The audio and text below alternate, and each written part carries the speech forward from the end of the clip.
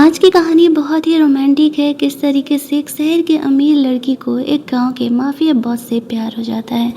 चलिए कहानी की शुरुआत करते हैं। ड्रामा की स्टार्टिंग में हम लोग नीनो का फाइट सीन देखते हैं। वह इस कहानी का मेन लीड है। वो गांव में रहा करता था। वैसे तो वहाँ पर वो एक फैक्ट्री का ओनर था, लेकिन रहता तो गांव में ही था। नीनो अपने गुंडों से, अपने दुश्मनों से लड़ रहा होता है। तब वो पहली बार हीजू को देखता है। इस कहानी का नाम है इन फायर। हीजू शहर से अपने फ्रेंड के साथ यहाँ वैकेशन मनाने के लिए आई हुई थी।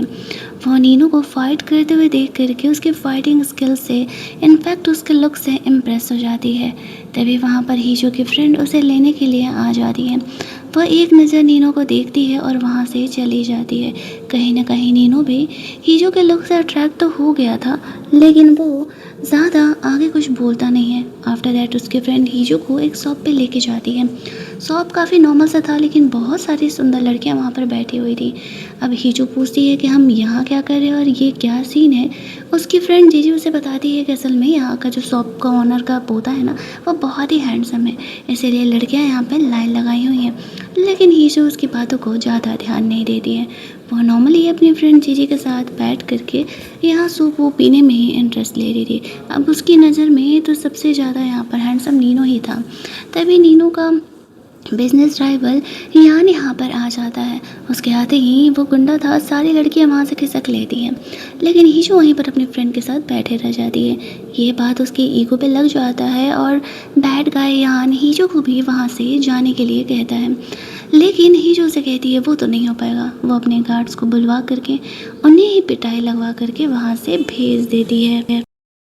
वो अपनी फ्रेंड जीजी से कहती है तुम मुझे जानबूझ करके वहाँ लेके गई थी क्या प्रॉब्लम सॉल्व करने। जीजी कहती है नहीं यार, मुझे तो पता भी नहीं था। वो लोग आगे बढ़ ही रहे थे, तभी नीनो बाइक राइड करते हुए स्वैग में आता है। हेलमेट पहनने से तो इनके बाल भी खराब नहीं होते हैं, बिल्कुल मस्त से स्टाइल में रहते हैं। हीजू उसे देख करके समझती है अच्छा तो यही ऑनर का पोता है। वह नीनू से बात करने के लिए जाती है। वो उसे थैंक्स बोलता है ग्रैंड मदर का हेल्प करने के लिए। हीजू कहती है सिर्फ मुंह से थैंक्स बोलने से काम नहीं चलेगा, एक काम करो हम नंबर शेयर करते हैं, तुम ना ग्रैंड मदर का सूप मुझे डिलीवर कर देना, मुझे उनके हाथ का सूप बहुत पसंद है। शुरुआत में तो नीनू अपना नंबर नहीं देना चाह रहा था, लेकिन हीजू जब जिद पर अड़ जाती है कि अगर थैंक्स बोलना ही है तो फिर नंबर शेयर करो, तो फिर नीनू अपना नंबर दे देता है और वहाँ से स्टंट मारते हुए चले जाता है। अब हीजू की नज़रें नीनू पर पड़ गई थी और उसे जाने नहीं देने वाली थी। उसकी फ्रेंड से कहती है हैंडसम है ना बंदा। हीजू कहती है हाँ, आज सुबह ही तो इसे मैं देखी थी। आफ्टर दैट वो दोनों वहाँ से निकल करके क्लब में चले जाते हैं, जहाँ पर कि वो नोटिस करती है कि वहाँ पर वो कुछ लड़कियों के साथ बैठ करके ड्रिंक कर रहा है। वैसे तो वो अपना बिजनेस रिलेटेड यहाँ पर काम कर रहा था, लेकिन हीजू को लगता है कि कहीं यहाँ पर वेटर का तो काम नहीं कर रहा है लोगों के साथ ड्रिंक करके। वैसे जो भी हो, हीजू अब नीनू में इंटरेस्ट ले चुकी थी, तो वो यहाँ पर उसके बारे में और ज़्यादा ही जानना चाह रही थी। नीनो साइड में जा कर के किसी से अपने बिजनेस के बारे में बात कर रहा था, तभी हीजू वहाँ पर पहुँच जाती है। वह नीनो में इंटरेस्टेड थी तो उससे बात करने का कोशिश करती है। नीनो उसे क्लियर कर देता है कि देखो डार्लिंग, ऐसा है ना कि तुम मुझसे बिल्कुल अलग दुनिया के हो, तुम्हारी जगह यहाँ पे नहीं है, वैकेशन के लिए ठीक है लेकिन उससे ज़्यादा नहीं, और मेरे पीछे तो बिल्कुल भी मत आओ। हीजू पूछना चाह रही थी कि क्या वो क्लब वाली लड़की उसकी गर्लफ्रेंड है, लेकिन नीनो उसकी बात इग्नोर किए बिना ही वहाँ से चले जाता है। अगले दिन का सीन हम लोग देखते हैं, जहाँ पर कि हीजू अपने फ्रेंड के साथ दूसरे रेस्टोरेंट में बैठ करके लंच कर रही थी। कल रात वाली ही वो लड़की को यहाँ पर देखती है, तभी वही यहाँ न जाता है और वो उसका बिजनेस राइवल था, उसके बिजनेस पार्टनर थी ये गर्ल, तो वो उससे जो बैच थे प्रोडक्ट के उसे देने के लिए बोल देता है। वो मना कर दी तो उसे परेशान करने लगता है। ये देख करके हीजू को रहा नहीं जाता है कि वुमेन और उसके बच्चों को वो लोग परेशान कर रहे हैं, तो वो उनसे लड़ने के लिए चली जाती है। अब कल रात वाली बेइज्जती यान भोला नहीं था, तो वो उसे फाइट करने के लिए आ जाता है। उसका कहना था नीनू से उसका क्या रिलेशन है। हीजू उसे कहती है कि वो मेरा पर्सन है, तो तुम उससे रिलेटेड लोगों को परेशान नहीं कर सकते हो। उनके पीछे भी फाइट स्टार्ट ही होने वाला था कि तब तक नीनो भी वहाँ पर पहुँच जाता है। वो हीजू को कहता है तुम्हें ये सब कुछ मजाक लग रहा है, ये काफ़ी रिस्की है। हीजू कहती है मैंने कब कहा कि मेरे लिए मजाक है। और वो दोनों यहाँ पर एक दूसरे के साथ मिलकर के गुंडों की पिटाई कर रहे थे। नीनो के लाइफ में पहली बार कोई ऐसी लड़की आई थी जो कि असल में उसी की टाइप की थी, उसे फाइट करना भी आता था और वो गुंडों से डरती नहीं थी। दैट्स वाई वो हीजू में थोड़ा ज़्यादा ही इंटरेस्ट लेने लगा था। बात बात में हीजो को पता चलता है ये नीनो की गर्लफ्रेंड नहीं है, असल में ये इसकी सिस्टर की तरह है और दोनों बिजनेस पार्टनर हैं। ये बात जान करके तो वो बहुत ही खुश हो जाती है। वो उससे दोस्ती भी कर लेती है ताकि बिजनेस करने में उसकी भी हेल्प हो सके। नीनू हीजो को वहाँ से ले करके जाता है। वो उसे कहता है तुम्हें तो ये दुनिया दिख ही रही ना, हम दोनों बिल्कुल अलग हैं, तुम यहाँ से चली जाओ। हीजो अपने बारे में उसे बताते हुए कहती है तुम्हें क्या लगता है अगर मैं शहर की हूँ तो क्या मैं यहाँ पे सरवाइव नहीं कर पाऊँगी। नीनू उसे खुद से दूर करने के लिए चाहे जितना भी कोशिश कर रहा था वो कर रहा था। हीजो उसे पूछती है क्या उसकी गर्लफ्रेंड है। नीनू कहता है नहीं, मेरी कोई गर्लफ्रेंड नहीं है। हीजो उसे कहती है कभी कोई पसंद नहीं आया या फिर बनाया ही नहीं। नीनू इस बात का जवाब उसे नहीं देता। हीजो उसे कहती है डोंट वरी, जब तक हम एक दूसरे को जानेंगे नहीं ये कैसे जानेंगे कि हम दोनों एक दूसरे के लायक नहीं हैं। वैसे तो नीनू के साथ हीजो सीरियस रिलेशनशिप में आना चाहती थी, लेकिन नीनू से कहता है कि एक बार अगर हम आगे बढ़े तो फिर पीछे मुड़ने का कोई रास्ता नहीं है। दैट्स वाई वो हीजो को शुरुआत से ही दूर रहने के लिए कहता है। कई बार वो हीजो के साथ बदतमीजी से बात भी करता था ताकि वह बुरा मान करके वहाँ से चले जाए, लेकिन हीजो थोड़ी ज़िद्दी टाइप की थी। उसे जो चीज़ पसंद आ जाता था वो उसे चाहिए था और इस बार तो उसे एक इंसान पसंद आया था। भला वो उसे खुद से दूर कैसे ही जाने देती। नीनू को तो उसे पसंद करना ही था। अगले दिन जब वो एक रेस्टोरेंट में बैठ करके लंच कर रही थी तभी यान वहाँ पर पहुँच जाता है। वो कहता है अब तो तुम अकेली हो। वहीं दूसरी तरफ नीनू को उसका फ्रेंड उसे बताता है अरे तुम्हारी बंदी को मैंने देखा था, शायद यान भी उसी रेस्टोरेंट में गया है। नीनू हीजू को देखने के लिए चले जाता है। यहाँ पर यान हीजू को कह रहा था अब अकेले कैसे संभालोगी, तुम्हें तो यहाँ सेव करने के लिए नीनू भी नहीं आने वाला। हीजू कहती है तुम्हें संभालने के लिए तो मैं ही काफ़ी हूँ, मुझे किसी और की ज़रूरत नहीं है। तुम बेवजह ही मुझसे पंगा ले रहे हो। अगर मुझे कमज़ोर समझ करके परेशान करोगे तो हर बार इसी तरीके से कूटे जाओगे। लेकिन फिर भी यहाँ पर हीजू का इंसल्ट करने लगता है। हीजू इन चीज़ों को बर्दाश्त नहीं कर पाती है और उन दोनों के बीच वापस से यहाँ पर लड़ाई झगड़े स्टार्ट हो जाते हैं। लेकिन जैसे ही लड़ाई झगड़ा यहाँ पर थोड़ा आगे बढ़ता है तब तक नीनू वहाँ पर सडनली हीजू को प्रोटेक्ट करने के लिए आ जाता है। ये बात ना तो हीजू को पता था और ना ही यान को कि वो यहाँ कैसे उसे प्रोटेक्ट करने के लिए आ रहा है। दोनों के बीच यहाँ पर थोड़े से लड़ाई झगड़े होते हैं एंड आफ्टर दैट नीनू हीजू का हाथ पकड़ता है और उसे स्टोर से दूर ऐसे दौड़ते हुए लेकर के जाता है। सब कुछ उनके आसपास स्लो मो में हो गया था, सो रोमांटिक। अरे गुंडे ही तो पीछे पड़े हैं, ज़्यादा से ज़्यादा क्या होगा, वो लोग पकड़ के उन्हें कूट देंगे, लेकिन हम तो स्लो मोशन में ही भागेंगे। खैर हीजू के लिए सब कुछ काफ़ी एक्साइटिंग था। वह नीनो के बाइक पर बैठती है, उसे हेलमेट पहनने के लिए बोलता है। फटाक से हेलमेट पहनती है और वो दोनों वहाँ से ड्राइव करके जाते हैं। वो उसे शहर के पास छोड़ता है। हीजू को कहता है कि तुम यहीं बिलोंग करती हो, ऐसी साफ़ सुथरी जगह पर शहर में मेरे पीछे मत आओ, वहाँ तुम्हारी जान को हर रोज़ ऐसे ही खतरे रहेंगे। हीजू बहुत ही गुस्सा जाती है नीनू से और इस पर बिना कुछ बोले वहाँ से चली जाती है। वो अपने दोस्त के साथ बैठ के बात कर रहे थे। एक दिन बीत जाता है, हीजो को उसका फ़ोन नहीं मिल रहा था। नीनू ने उससे क्या बोला था वह ये बातें अपनी फ्रेंड को भी बताती है। उसकी फ्रेंड उसे कहती है शायद सही में वो तुम्हारे साथ नहीं रहना चाह रहा हो। तभी हम लोग नीनू को देखते हैं, वो हीजू का फ़ोन लेकर के आ गया था। किसी ने हीजू का फ़ोन वहाँ गाँव में चोरी कर लिया था और नीनू उससे लड़ झगड़ करके हीजू का फ़ोन लेकर के आया हुआ था। जब वो यहाँ पर आता है तो देखता है जो जिजी है वो हीजू को कोई मेल मॉडल बुक करने का ऑफ़र कर रही है। तभी हीजू की नज़र नीनू पे पड़ती है। वो दौड़ते हुए उससे मिलने के लिए जाती है। बहुत ही एक्साइटेड थी। वो पूछती है वो यहाँ क्या कर रहा है। इस बात पर नीनू से कहता है उसका फ़ोन उसे गिरा हुआ मिला था तो वो उसे लौटाने के लिए आया था। हीजू से कहती है तुम्हें नहीं लगता है कि हमारी किस्मत बार बार हमें मिला रही है और हमें अपने रिलेशनशिप को एक ट्राई देना चाहिए। लेकिन नीनू उसे कहता है कि मैंने तुम्हें पहले भी कहा था कि हम दोनों एक दूसरे के लिए बिल्कुल नहीं बने हैं, तुम्हारी दुनिया अलग है तो मेरी दुनिया में इंटर करने की कोशिश मत करो। ऐसा कह के वो वहाँ से चले जाता है। जीजी कहती है बहन वो तुझे हर बार रिजेक्ट कर रहा है। हीजू कहती है नहीं यार वो मेरी फ़िक्र कर रहा है, तभी तो वो चाहता है कि मैं उसकी उस गंदी दुनिया में ना जाऊँ जहाँ पे सिर्फ लड़ाई झगड़े और मारपीट ही है। अगले दिन हम लोग देखते हैं कि नीनू को लगा था कि शायद हीजू शॉप पर आएगी, लेकिन वो तो 150 सूप ऑर्डर कर देती है। अब नीनू यहाँ पर आता है। ग्रैंड मदर बताती है कि हीजू ने 150 सूप्स ऑर्डर करे। इनफैक्ट वो उसे समझा रही थी हीजू अच्छी लड़की है, नीनू कभी किसी को डेट नहीं करता है और पास्ट की बातों को भूल करके उसे लाइफ में आगे बढ़ना चाहिए। हीजू काफ़ी स्ट्रेट फॉरवर्ड है और वो सीधे तरीके से उसे बातें बता रही है, बट फिर भी नीनो यहाँ पर हीजू के रिलेशनशिप को एक्सेप्ट करने के लिए तैयार नहीं था। एंड आफ्टर दैट वो उस 150 सूप को लेकर के हीजू के घर वापस से डिलीवर करने के लिए चले जाता है। और हीजू तो ये दिखाती है कि वो नीनो से मिलने के लिए नहीं बल्कि जेनुअनली 150 सूप्स ऑर्डर की थी। नीनो वहाँ पर पहुँचता है तो वो तो समझ ही जाता है, हाँ हाँ, भला सिंगल इंसान को 150 पीस ऑफ सूप्स की क्या ज़रूरत होगी। ही जो उसे कहती है, अब जब तुम समझ ही रहे हो कि मैं तुम्हें मिलने के लिए ऐसा कर रही हूँ तो तुम मेरे इंटेंशंस को क्यों नहीं समझ रहे हो। मैं सच में तुम्हें पसंद करती हूँ और तुम्हारे साथ रहना चाहती हूँ।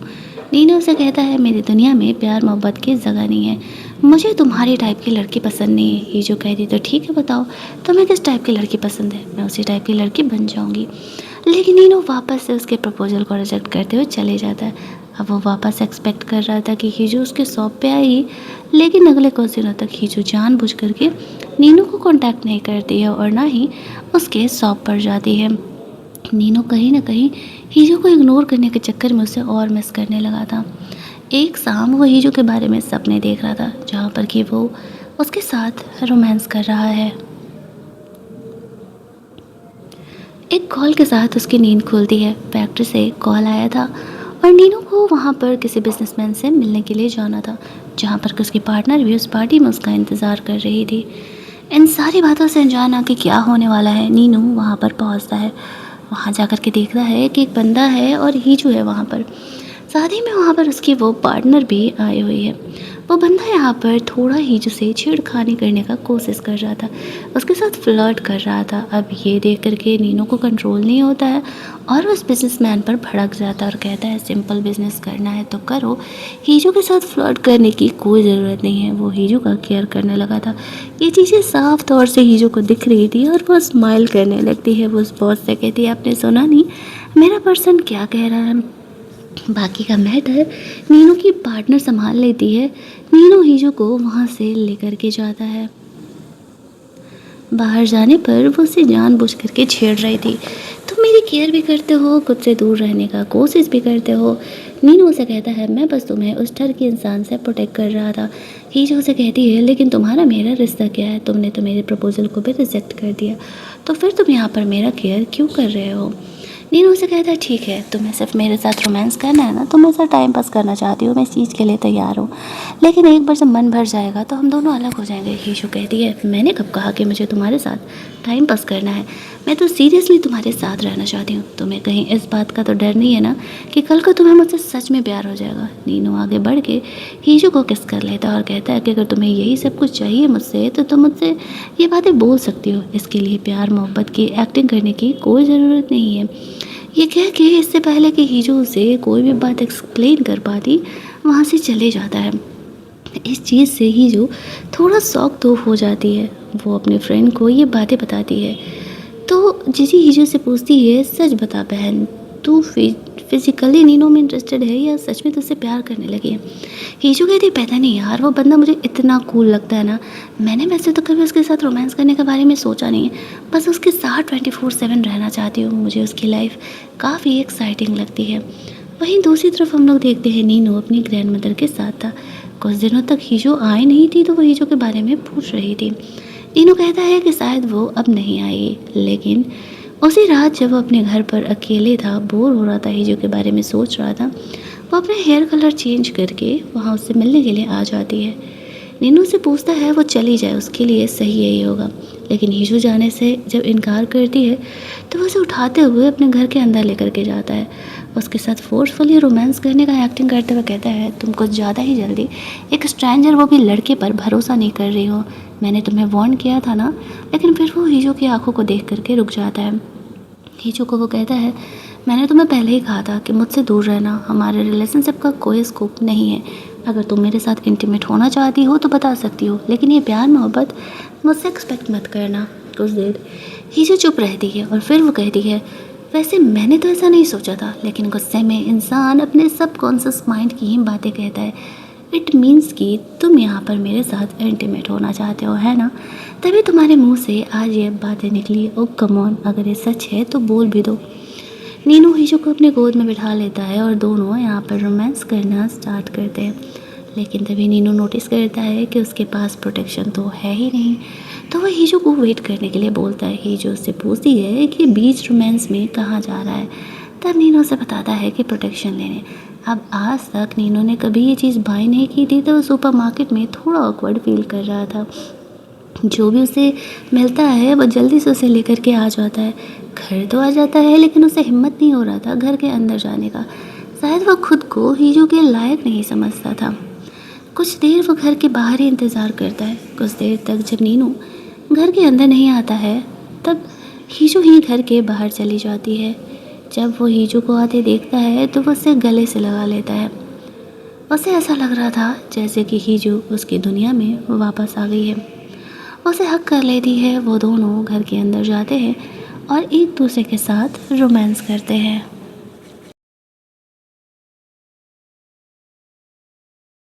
रोमांस करने के अगले मॉर्निंग हीजू को फ़ोन आता है उसकी दोस्त का। उसे वहाँ से अर्जेंटली निकलना पड़ेगा। नीनू की नींद खुलती है। वो हीजू को फ़ोन पर बात करते हुए सुनता है। उसे ऐसा लगता है कि वो उसका इस्तेमाल करके उसे छोड़ करके जा रही है। वैसे भी उसने हीजू से प्यार एक्सपेक्ट नहीं ही किया था, लेकिन वो अपनी फीलिंग को कंट्रोल नहीं कर पा रहा था। हीजू वहाँ से चली जाती है। थोड़ी देर बाद नीनू की पार्टनर उसे बुलाती है।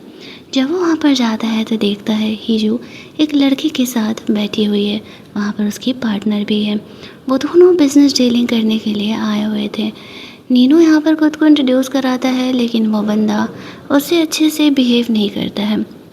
उस बंदे का नाम हो था। उसका हीजू से क्या रिलेशन था फ़िलहाल नीनू को नहीं पता था।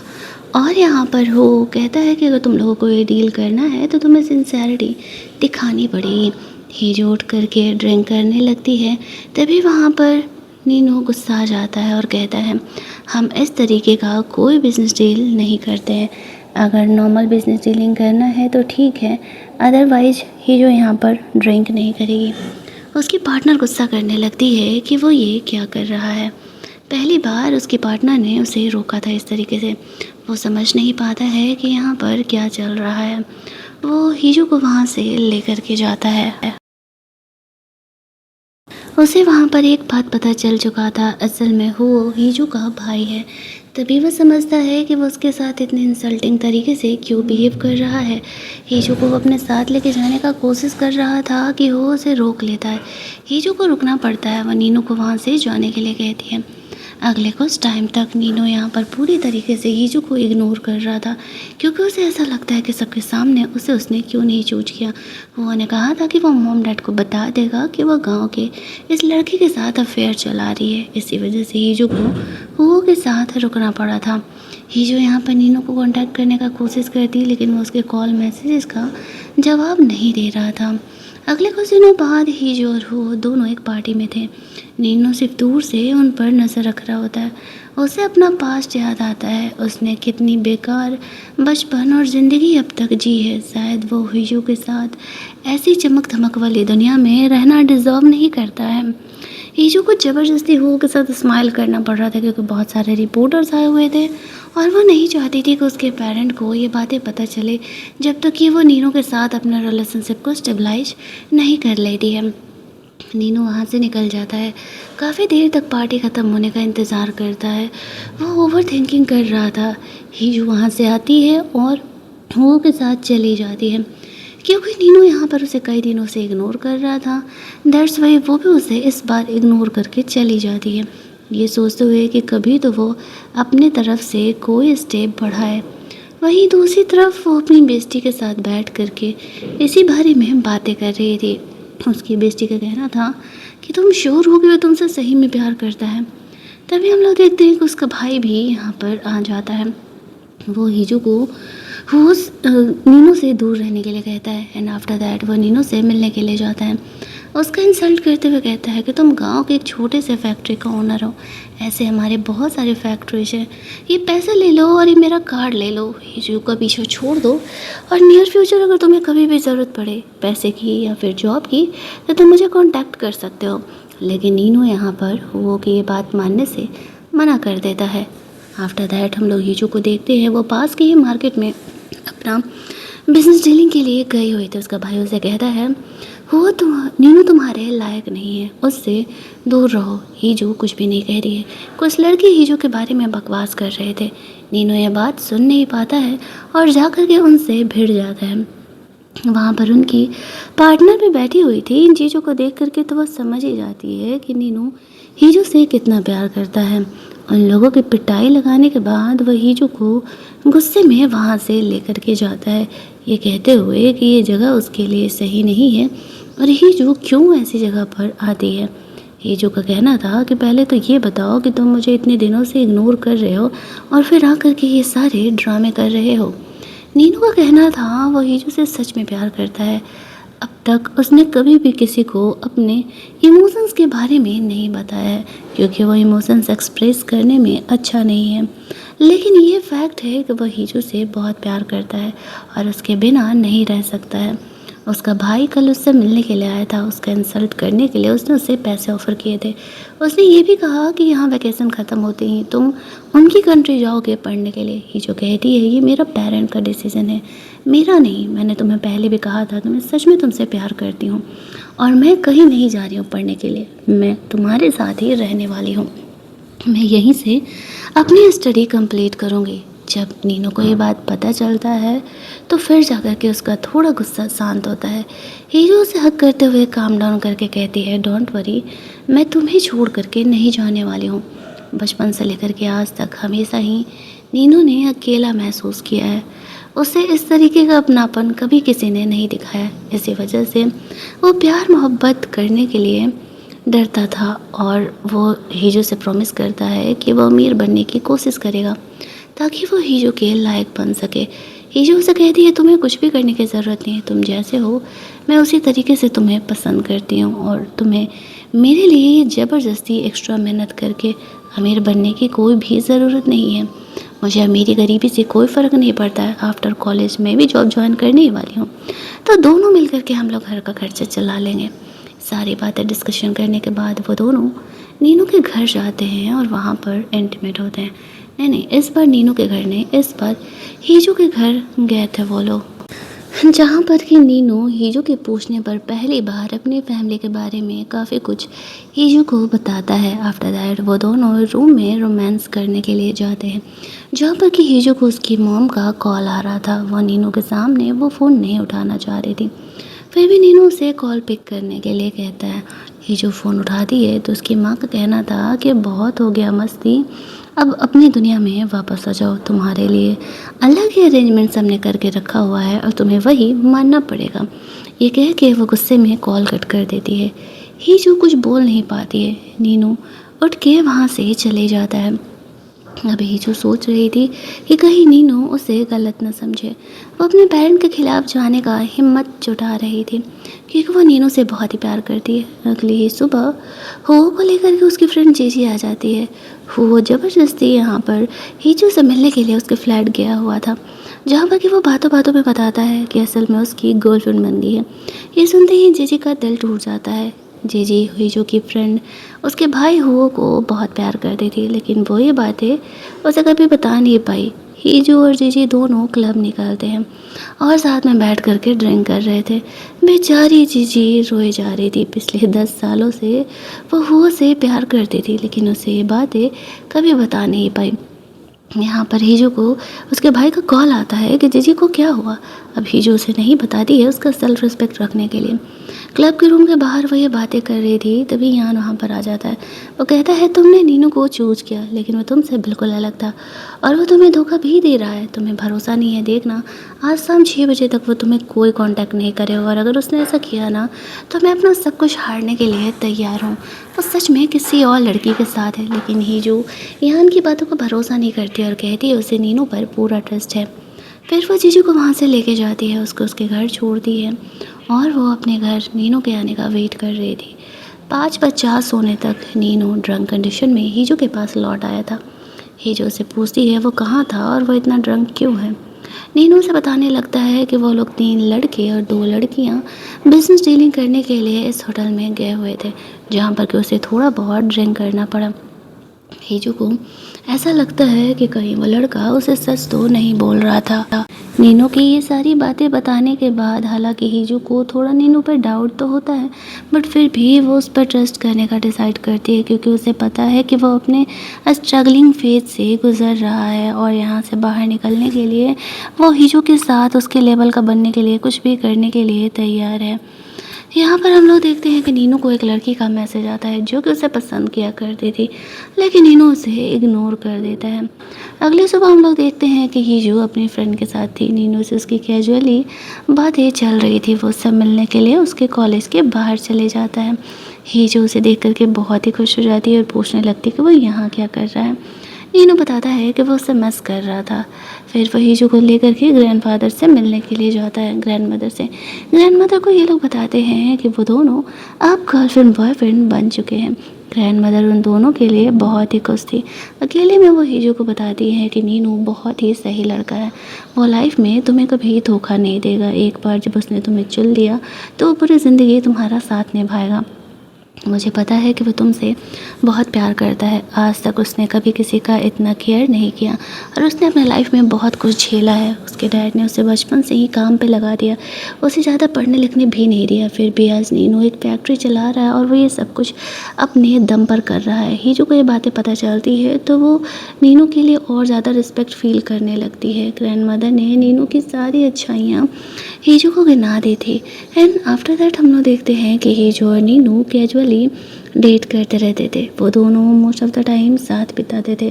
प्यार मोहब्बत के शुरुआती दिन सबको बहुत ही अच्छे लगते हैं अनटिल लाइफ में रियलिटी हिट करती है।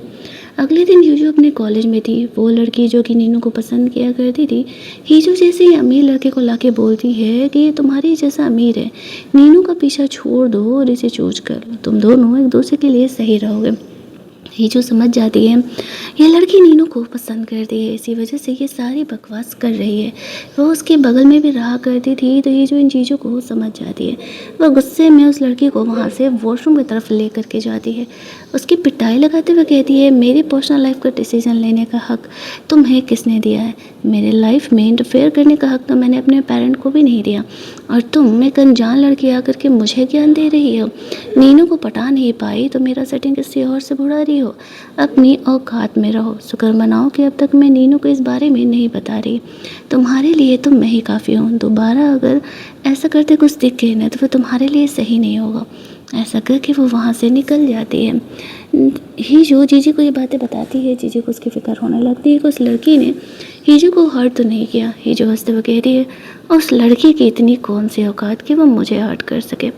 थोड़ी देर बाद यहाँ पर नीनू हीजू से मिलने के लिए तब उसे यहाँ पर उस लड़की की हरकतों के बारे में पता चलता है।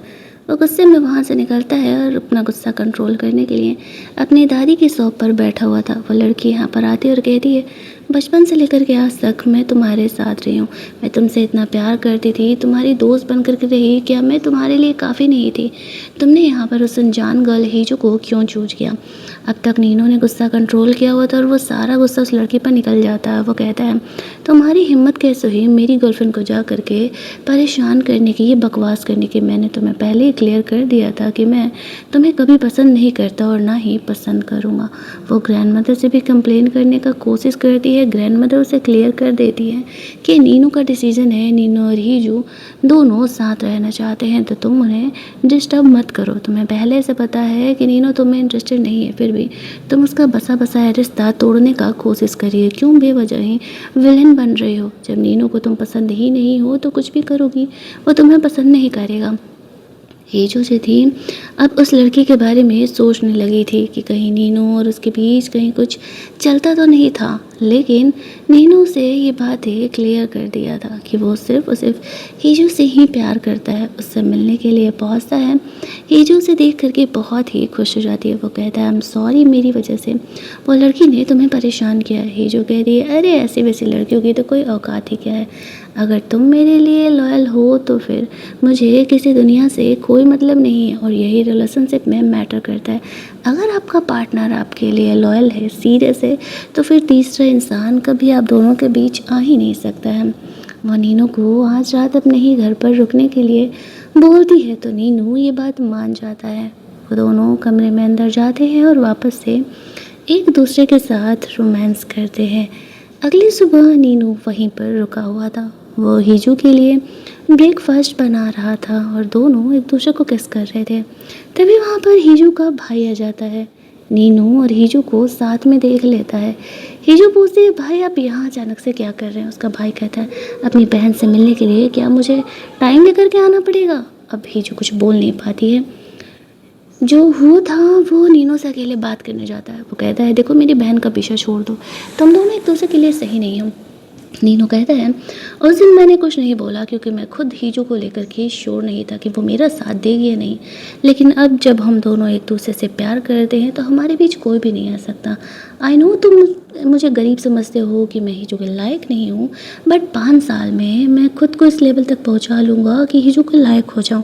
और रही बात उससे अलग होने की, तो फिर कोई तो चांस ही नहीं है। वो उसके भाई को क्लियर कर देता है, वो किसी हालत में हीजू को नहीं छोड़ने वाला है। हीजू को ये बातें पता थी, वो बहुत ही खुश थी। अगले कुछ दिन नीनू और हीजू के बिल्कुल सही जाते हैं। वो दोनों एक दूसरे से बिल्कुल भी अलग नहीं होने वाले थे। हीजू मोस्टली नीनू के ग्रैंडमदर के शॉप में उसका हेल्प किया करती थी। नीनू बहुत ही मेहनत लगा करके अपनी कंपनी में काम कर रहा था। फाइनली साल का एंड आ जाता है। नीनू और हीजू दोनों साथ में थे। आज हो और जीजी भी उनसे मिलने के लिए आने वाले थे। वो दोनों तो अपनी ही दुनिया में बिजी थे, मस्त एक दूसरे को किस कर रहे थे। यहाँ पर हो भी समझ चुका था कि नीनू हीजू से अपना रिश्ता नहीं तोड़ने वाला है, तो वो उसे 5 इयर्स का टाइम देने के लिए तैयार हो जाता है। वो नीनू और हीजू के रिलेशनशिप को अपना लेता है। यहाँ आने पर वो चारों गेम खेल रहे थे, जहाँ पर कि जीजी हो को कन्फेस करती है कि असल में वो उसे पसंद करती है। अब हो का भी ब्रेकअप हो चुका था, दैट्स वाई वो जीजी के कन्फेशन को एक्सेप्ट कर लेता है। ये कहता है कि ठीक है, डेटिंग को ट्राई करते हैं। आई डोंट नो ये रिश्ता कहाँ तक जाएगा। कहानी के एंड में नीनू जीजू को वाइफ होने वाला वो रिंग पहना देता है और हीजू उसके कन्फेशन को एक्सेप्ट भी कर लेती है। और हमारी ये कहानी यही हैप्पी एंडिंग के साथ ख़त्म हो जाती है।